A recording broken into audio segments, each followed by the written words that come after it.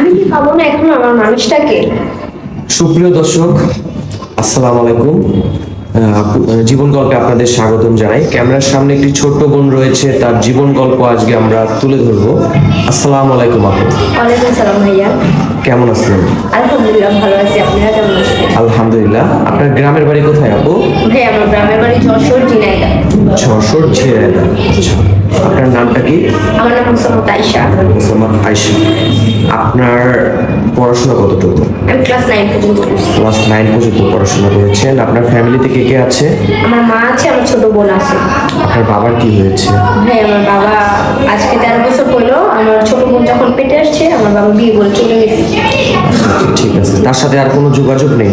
সে বেঁচে আছে কিনা সেটাও আমরা জানি না। তাহলে আপনার ফ্যামিলি চলে কিভাবে?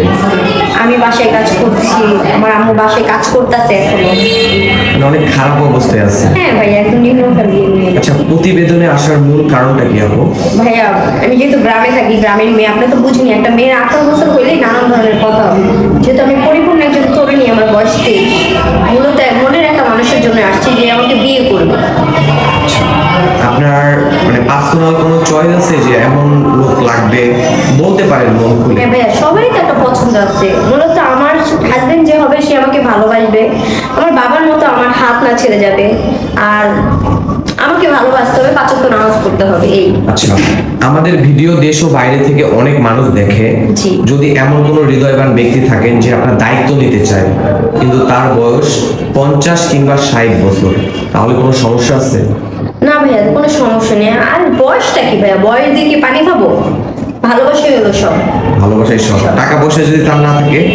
ভাইয়া টাকা পয়সা একটা পুরুষ চাইলে 4টা নারীকেও রাখতে পারে, পারে না? অবশ্যই। তাহলে টাকা পয়সা, পুরুষের কাছে টাকা কামানো কোনো ব্যাপার না। একটা নারীর হাত ধরলে পুরুষ সবই পারে। আর ওই পুরুষটার যদি অতীতে তার দুটো বউ থাকে, তাও? ওই যে আমি আপনাকে বললাম, একটা পুরুষ 4টা নারীকেও রাখতে পারে। যাক, মাশাআল্লাহ। আপনি নামাজ পড়েন? হ্যাঁ ভাই, আমি নামাজ পড়ি, আমি কোরআন শরীফ পড়তে পারি, 2বার খতম দিয়েছি, আমার মা আমাদের পড়াশোনা করাইছে। মাশাআল্লাহ। তাহলে বোন, আপনার পার্সোনাল নাম্বারটা দিয়ে দেন। ভাইয়া ফোন তো ছিল, কিন্তু এই ছাত্র আন্দোলনে ফোন চুরি হয়ে গেছে, এখন ফোন কেনার মতো সামর্থ্য নাই আমাদের। ও আচ্ছা। সুপ্রিয় দর্শক, ডিসপ্লেতে দেওয়া একটি নাম্বার রয়েছে, বোনটির পার্সোনাল কোনো ফোন নাই। আপনারা যদি চান তাহলে আমরা ইনশাল্লাহ যোগাযোগ করিয়ে দিব, ইনশাল্লাহ। আচ্ছা বোন, বিয়ের পরে সবারই স্বপ্ন থাকে জামাইকে নিয়ে ঘুরতে যাবে। আপনি কোথায় যাবেন? আমার জামাই আমাকে যদি মানে কবরও নিয়ে যাবে সেখানে। মাশাআল্লাহ মাশাআল্লাহ। জামাইকে কি নামে ডাকবেন? সেটা আপনাকে কেন বলবো? সিক্রেট। আচ্ছা, যাই হোক দর্শক, ওর জামাইকে কি নামে ডাকবে সে আমাকে বলে নাই। অবশ্যই যে জামাই হবে তাকে বলবে। আর বোনটি মন মানসিকতা অনেক ভালো, যদি কেউ